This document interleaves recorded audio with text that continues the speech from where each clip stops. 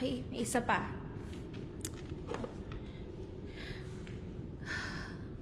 Sino po talagang gumagawa nito? Hindi na nakakatawa eh. Ano ba? Okay. Kaya mo to. Kaya mo to. Kaya mo to. Ano yun? Hello? Hello? May tao ba dyan? This episode is sponsored by Philo, which, as you can see here, is a TV app. In fact, it's one that I've been using for the last year, whether it be at home on my smart TV or on the go during travel. For just $20 a month, I get access to over 50 live channels, which means no more waiting around while other people gossip about 90 Day Fiancé or Catfish. If I do miss anything, I just hit record so I can binge watch later. Philo, of course, has lots of family-friendly stuff as well. In fact, I use it for SpongeBob all the time, regardless of my age. If you click the link in the description box down below, you can join me and try Philo absolutely free for 7 days, plus get a 30% discount for your first month on top of that. Huge thank you to Philo for sponsoring this video and independent creators alike, and with all that said, let's begin.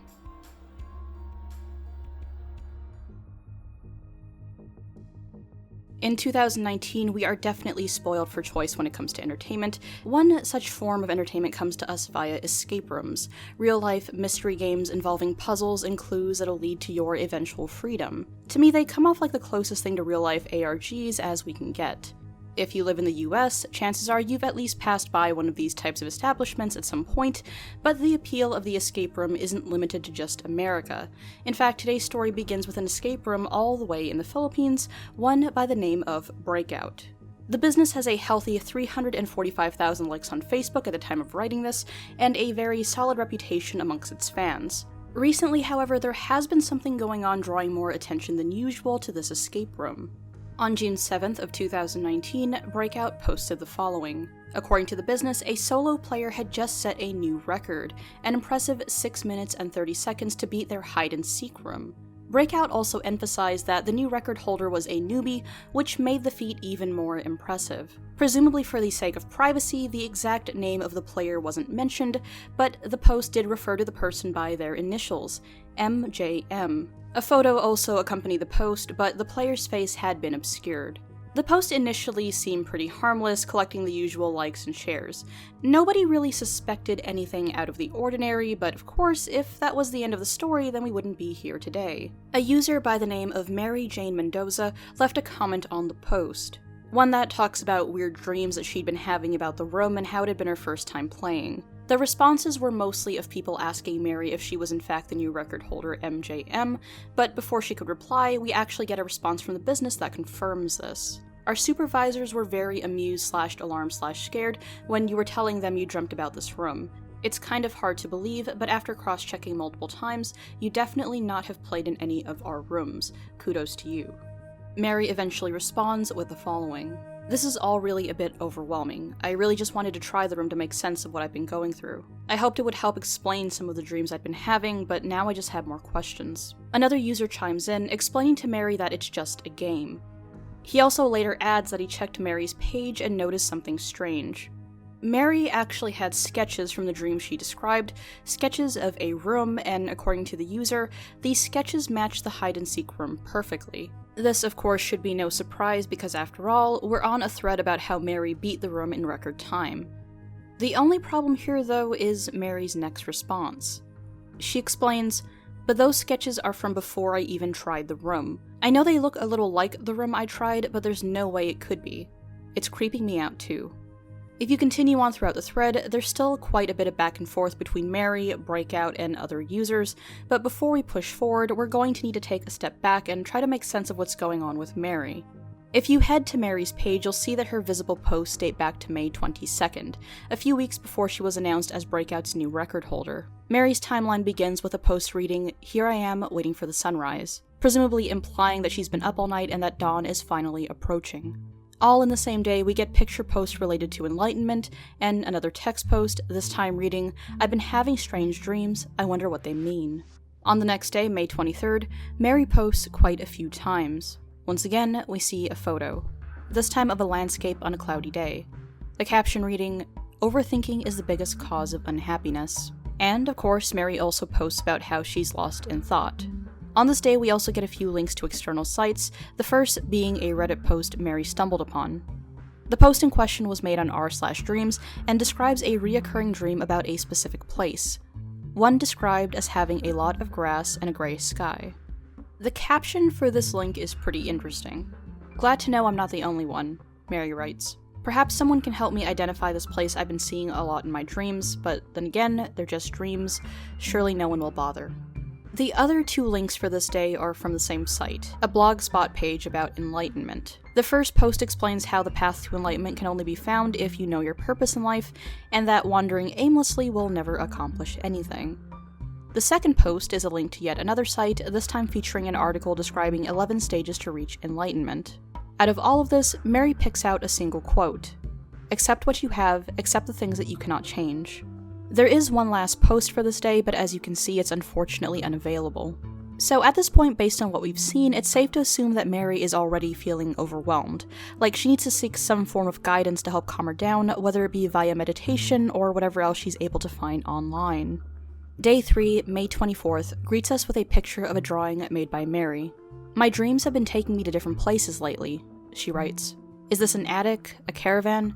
I'm curious to know what's behind that tiny door." For the next couple days, we get more posts about enlightenment and the usual Facebook inspirational quote type stuff. We also see another post from the Blogspot page, this time in regards to aura. Something the page describes as being like an electromagnetic field that surrounds all of us. It dives into different types of auras, be it spiritual, mental, physical, etc. Mary expresses an interest in the topic. May 27th brings us another drawing, as you can see here. This time the caption reads, "I just had the most vivid dream. The dream felt more real than real. Is that even possible? In my dream there was so much to see and so much to do. But this painting in particular caught my attention. I wonder if it means anything." One user decided to ask some very good questions about this image. They asked if the bird is supposed to be a crow or raven, or if our attention should actually be centered on the moon, maybe even the flowers. Unfortunately, there was no answer. Later that day, Mary posted again, this time lamenting over how different she feels, how disconnected she is from the world. The post after that is where things start to pick up a little bit, but also where things are going to get a touch messy. We once again get a post from the Blogspot page. This time, Mary mentions feeling creeped out about a countdown timer. This link has been shared to me by a follower. Apparently he found this on a website about enlightenment and astral projection. It's counting down to something. To what I don't know. But knowing it's about enlightenment makes me think that this will be something good. Now, of course, since this was a little while ago, the countdown has expired, and for the sake of continuity, we'll get to what it says a little bit later via Mary's reactions. May 28th, 5:06 a.m. We get our first post of the day from Mary, this time vaguely stating that she had yet another strange dream. Her next post is much more detailed, this time involving the sketch you see here. Sometimes I just see myself standing before this, I don't know, drawer, I guess? And every time I can't help but lovingly run my hands among these stuffed animals, all of them smiling at me. But I know. I recognize the melancholy in their eyes. And one of them tells me to open it. I look around and see the locks on the drawers, and I know that there are secrets inside them waiting to be discovered. I try plugging in these combinations, and it just won't work. What am I missing? Throughout the rest of the day, Mary continues to post, but only in one-liners. She mentions being bored and not being able to get the countdown site out of her head. May 29th. Mary, once again up early, posts yet another sketch from a dream she had the night prior.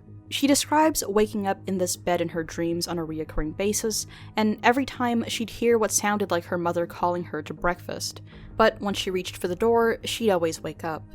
Later that day, Mary explains feeling an odd sense of déjà vu, even mentioning that the countdown timer is set to go off in 10 days, which to her feels like all too long to wait. May 31st. Another sketch.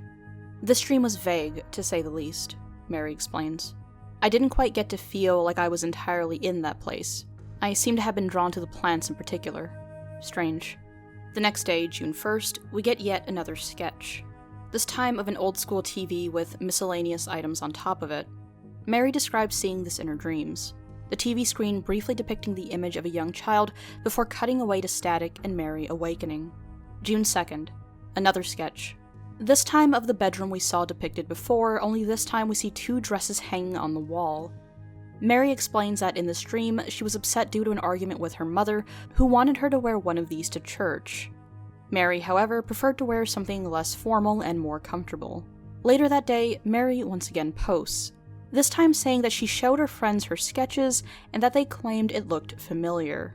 Shortly after, Mary posts about the breakout escape room, the place her friends claimed resembled the drawing she'd been making. In the early hours of June 3rd, Mary makes a couple of posts talking about how she couldn't sleep because she was still lost in thought about the room in her dreams. She also mentions how uneasy it makes her feel. Later that day, she posts a couple more times, most notably about the ongoing countdown timer that was now down to 6 days remaining. June 4th, Mary describes another dream. She says that in it, she found herself once again sitting in front of the TV in the living room.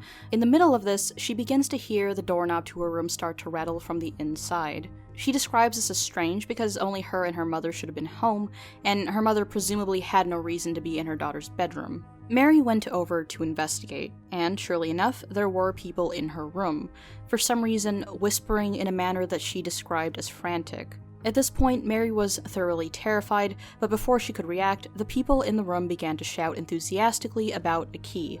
A moment later, the door opened and the people inside pass right through her, like she was made of nothing but air. We get yet another post later that afternoon, this time with another sketch and dream descriptions that read as follows. It was so hot outside, but because of my lack of sleep last night, I found my eyes shutting down as I was watching soap making videos on YouTube. I found myself sulking as I sit on the floor while putting away books on my shelf. Mom was mad at me for making such a mess, but I didn't do it. I protested and told her about the people who came into my room. She wouldn't hear a word of it and warned me that little girls who lie get their tongues cut out. I had no choice but to put the shelf in order so I can go back to watching TV. It took me a good 15 minutes to put everything back, and I was now sitting happily in front of my favorite show. My spot on the floor hadn't even gotten the chance to warm up yet when I heard the commotion outside of our door. 3 people this time burst into our living room and started turning everything upside down, even the shelf I just cleaned up. A girl found my doll hidden on the lower shelf and waved it happily in the air, and all of them proceeded to go inside the bathroom. My mom must have heard all the ruckus and went to the living room, missing all the people by a hair. She scolded me and told me to clean up again, this time violently tugging at my arm as I refused to stand up. It felt real. 'Cause it was real. My mom was yanking me because I fell asleep on our patio and she made me come inside. It had only been about 5 minutes since I closed my eyes, my mom told me. In my dreams, it felt like I was there for a lifetime. On June 5th, Mary finally declares being fed up with her reoccurring nightmares and decides to book a solo trip to Breakout's hide-and-seek room, something even her online followers had started urging her to do. At 2:55 p.m. that same day, Mary posts the following. There's only a few hours left before I try the hide-and-seek room. I'm a little bit scared and nervous. What if these people are telling me the truth? What do my dreams mean? 5:53 p.m. Heading over for my game. My heart is racing. I guess there's no turning back now. I need to find those answers. After this, we don't get any updates for several hours, and at 10:46 p.m., a frantic-sounding Mary posts this. I didn't even realize my mom was calling me nonstop. I just got home and she is so mad, but I can't understand any of the things she is saying right now. I feel like my head is about to float off my body. I don't understand what just happened. I remember just wanting to get out of there, to get away from that place.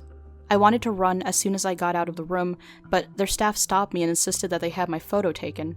I wanted to scream at all of them, but I just found myself sitting there while they hand me these placards and forms to fill out. My ears were ringing so loudly. I really couldn't hear what they were telling me.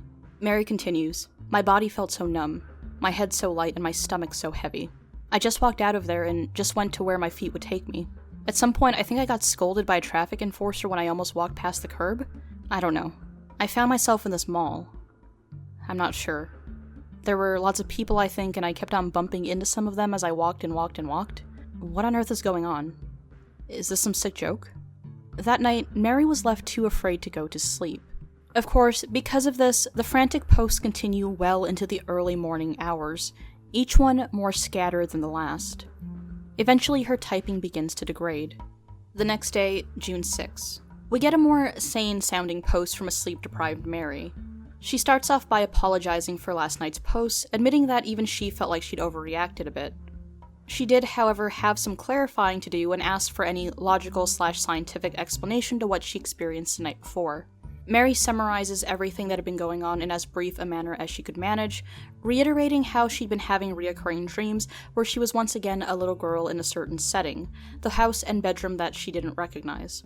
She mentions, "Some of my friends have mentioned that some of the sketches I've drawn have reminded them of this escape room, and I decided to play only yesterday. They weren't wrong.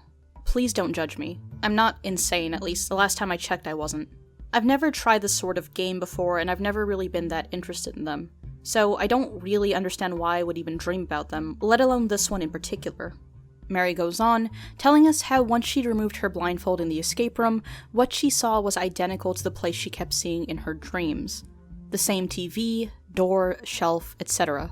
She claimed that even the smell was familiar to her. She once again insists that she had never been to that location before, nor had she done any sort of search for it online. In fact, according to her, finding pictures of the room that predate these events proved to be impossible.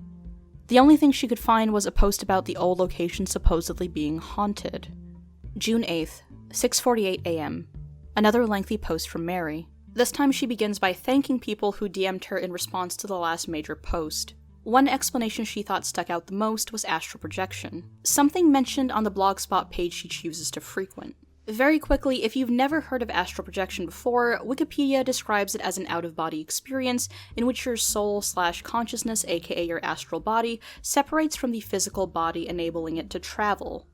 So basically, it's what happens when the bald lady from Doctor Strange punches you in the gut. If I'm remembering properly, I think they even use the same terminology. Honestly, right now I can't even remember because I've still got Endgame burned into my brain.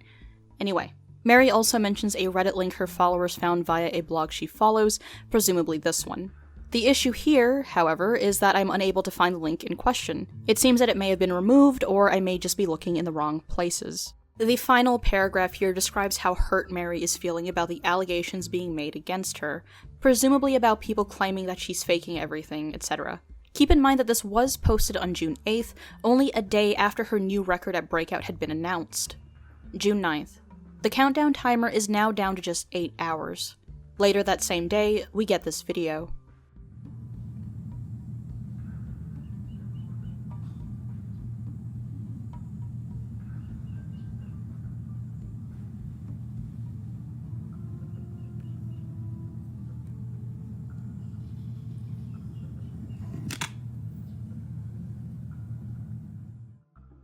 The next post addresses what came up at the end of the countdown. Mary claims to have a headache, but otherwise doesn't seem to be doing all that bad. She describes this as underwhelming, chuckling at the fact that she even worried about it at all. A commenter below tries to help her make sense of it, asking if perhaps there was a letter in one of her dreams, but all Mary says in response is that there's more going on here. June 10th. This is where things definitely start to pick up in a real way, and in my opinion this marks the final act of the story so far. Things start out well. Mary describes a pleasant dream for once, one involving thousands of red butterflies. This will be relevant later. This time we also get something we never have before, a video from Mary. Be warned, if you decide to follow this for yourself, the video features basically no English, so I'll try to summarize the best I can. If any Pinoy homies out there want to post a full transcript that's translated for our English-only friends, be my guest. Anyway, the video doesn't feature Mary's face. Instead, the camera is pointed away from her and serves as audio only. She begins by introducing herself, mentioning the DM she'd been receiving. She sounds genuinely frustrated and overwhelmed, especially about the people attacking her online over what's been going on. She says people were treating her situation like some kind of joke despite how distressing it'd been for her to experience. She brings up the countdown timer, explaining to us again how when it reached 0, writing had come up. According to her, from the Reddit page, people were able to locate an Instagram page, one by the name of When I Sleep, I Walk. This account is actually a major player in this story, but before we dive into what that is exactly, let's wrap up Mary's video. She goes on to call the owner of the Instagram account by the nickname Sleepwalker, and she also mentions having this gut feeling that whoever it is, they're responsible for everything. Mary also adds feeling like people are out to get her, and that Sleepwalker especially is targeting her. The mood at the end of this video is the same as how it felt to begin with, Mary having a very clear sense of dread and fear. Unfortunately, things don't get better for Mary in the next post. She'd received a DM via Instagram from the one she calls Sleepwalker. Admittedly, this is a cringy poem about followers and subs, but I'm willing to give the story a break. Point is, Creepy Stalker is doing creepy stalker things. June 11th. Things begin to escalate even more. Mary wakes up frantic again. She brings up a previous dream involving red butterflies, which she's now discovered weren't butterflies at all. For some reason, she is now so shaken that she feels the need to run away and hide. The next post features this. According to Mary, she found this in her bag and can't come up with a way that anyone would have been able to get that close to her. As you can see, it's a link, and when typed in, it leads to this. A few hours later, Mary posts again, this time clarifying the dream about the red butterflies, which she now says were actually red moths. She also mentions the weird link in the website, which she's yet to figure out entirely. Another few hours go by, and we get this. Finally back to somewhere relatively safe. I'll finally get to take a good look at what we found so far. Just getting settled again. Maybe the calm will help us figure this out. The piece, however, doesn't last very long. An hour later, we get a string of alarming posts from Mary. They start with her thinking she heard some kind of noise come from outside, which she then investigates. She asks if anyone else could see a figure outside by the trees, or if it was just her imagination. All of this leads up to a very interesting discovery.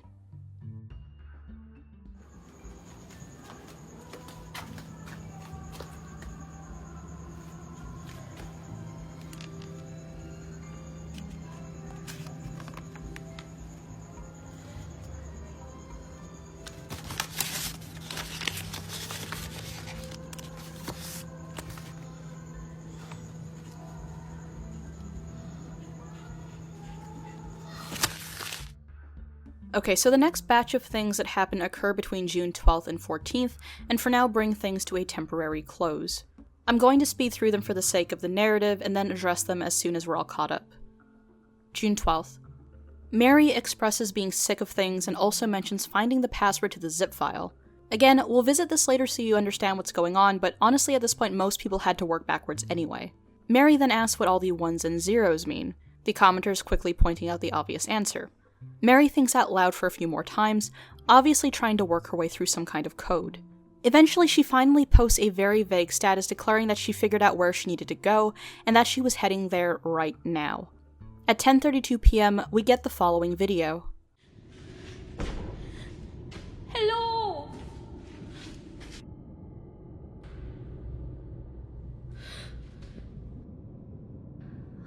Ano ba yan? Okay.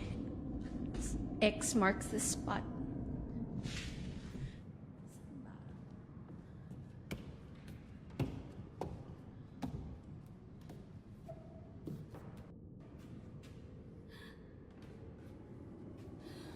Shucks.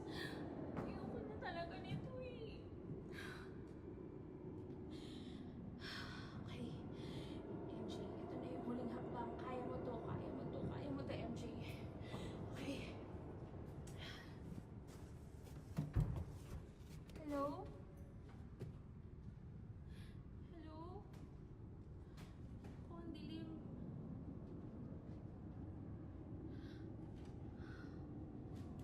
Saan pa ako? Hello? Naku, meron na namang isa pa. Ano ba talaga to? Ano bang ibig sabihin ng mga manigang to?